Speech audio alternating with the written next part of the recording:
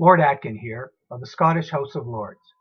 I want to spend a few minutes discussing a case that without a doubt defined my career.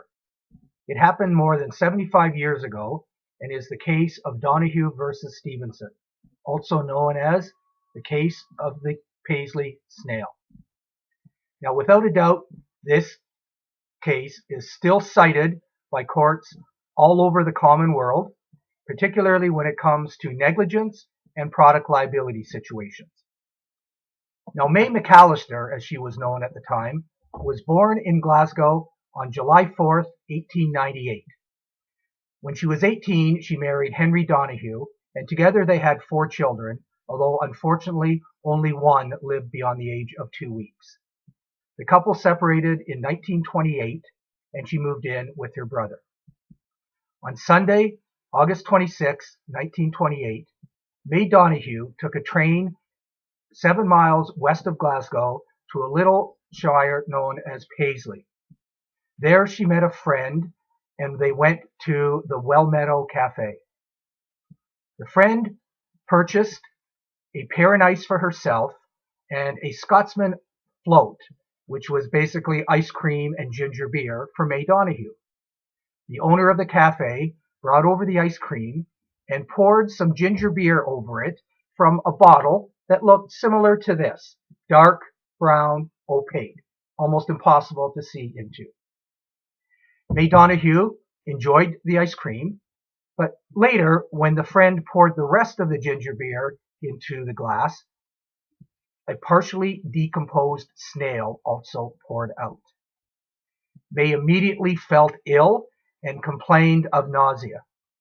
She went to see her physician a few days later, and in September of that year, she was hospitalized in the Glasgow Royal Infirmary, where she was diagnosed with severe gastroenteritis as well as shock. Now, May Donoghue went to see a local lawyer who recently had handled another similar case involving a mouse in a bottle of ginger beer. That particular case was called Melon, and although the lawyer had lost that case, he agreed to take May Donoghue as a client, and together they filed a statement of claim against Stevenson, a local producer of both ginger beer and lemonade. They alleged that Stevenson had been negligent when he bottled the ginger beer, obviously not cleaning it properly before the bottle was reused, allowing a snail to take up habitation in the bottle, which eventually ended up in the cafe where May Donoghue ingested it. They sued for the princely sum at the time of £500 sterling for damages and another £50 for costs. In today's Canadian currency, that would be equal to somewhere around $50,000. Now, the problem at the time that May Donoghue and her lawyer faced was that in order to sue a manufacturer of a product, you had to be a party to the contract. You sued under breach of contract. Now, in this particular case, May Donoghue had not entered into a contract with the cafe owner. It was her friend who had purchased the ginger beer, and the friend had suffered no injury. So they were really unable to sue on that basis and were left with the only other choice, which was to sue in negligence. However, at the time, both the Scots and English law held that a manufacturer of goods could only be sued in negligence in a few very narrow circumstances. One is if the product was inherently dangerous and the manufacturer failed to warn the consumer about said danger. Now, I think we can all agree that a bottle of ginger beer on its own is not intrinsically dangerous. The other situation is where the manufacturer tries to conceal the dangerous nature of the product. But again, that didn't apply in this case either. So they had to proceed hoping to convince a court to allow them to launch their case under negligence, even though at the time it sort of defied the Scots and English law. Now, at trial, Lord Moncrief was the judge, and he actually found for May Donoghue. He ruled that tainted food was in fact a dangerous good, and that the manufacturer of such dangerous goods could be held liable. So May Donoghue won, not based on the facts, but she simply won the right to proceed in terms of a case against Stevenson under negligence. Stevenson, however, appealed. And when he appealed, it went before a board of 4 judges.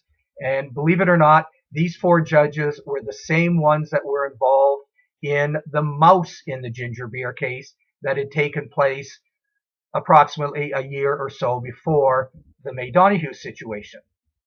Now, those judges, sticking with the precedent that they had established, overturned the trial court decision and ruled against May Donoghue, and in fact ordered her to pay costs. There is, however, no record that she ever did pay those costs. Stevenson was happy, obviously, with the result, but May Donoghue and her legal team decided to appeal further. In a similar situation that existed in Canada back in the 1930s and 40s and before then, you could appeal to the House of Lords. Now, they had to agree to hear your appeal. They did not take all cases that came before them, just like the Supreme Court here in Canada. But the House of Lords decided to hear the May Donoghue case.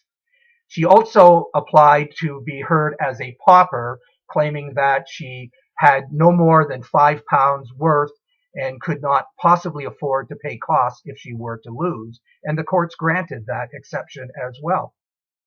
Her legal team was operating on a pro bono basis, meaning basically they were not charging her at all. Now, in the House of Lords, it came before a panel of 5 judges, and in a 3-2 ruling, the court did state that there was a basis to proceed against Stevenson in negligence. And the majority decision was written by yours truly, Lord Atkin. And in my decision, I referenced what came to be known as the neighbor principle. And in this principle, I outlined when I thought a duty of care was owed. And I'm just going to read a few passages from that decision.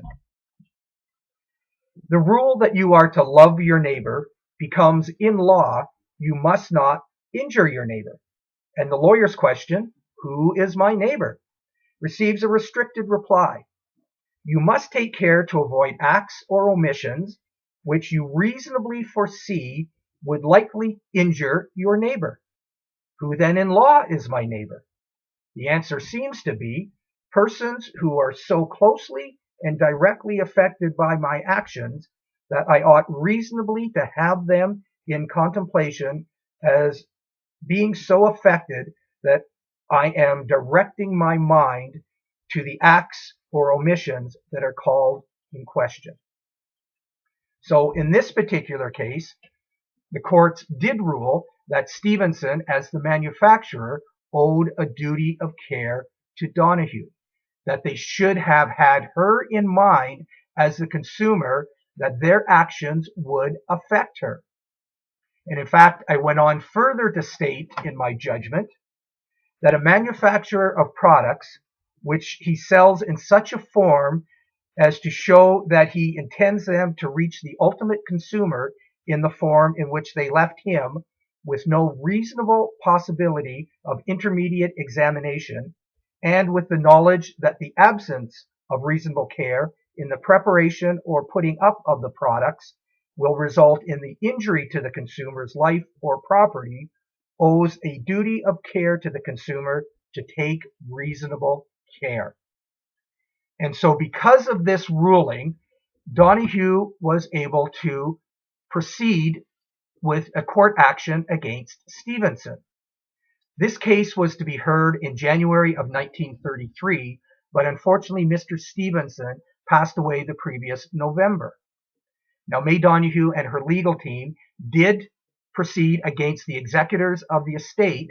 However, ultimately it was decided out of court for the sum of £200, so much less than she had originally tried to get in the legal case. The upstart of this decision is that it has been used in product liability and negligence cases for decades now. But we still don't know all of the facts of the case because it never went before a judge to have evidence heard and the judge actually examine that evidence and make a decision based on it. So some people have suggested that there was no bottle of ginger beer, that there was no snail. Now, truthfully, we do know that no statements were taken from the friend who actually purchased the ginger beer. In fact, absolutely nothing is known about that individual. No statement was taken from the cafe owner. No independent medical evidence was ever produced. So really the facts are still up in the air. However, the decision resonates over the decades, and please join me in a toast to the Paisley Snail. Thank you.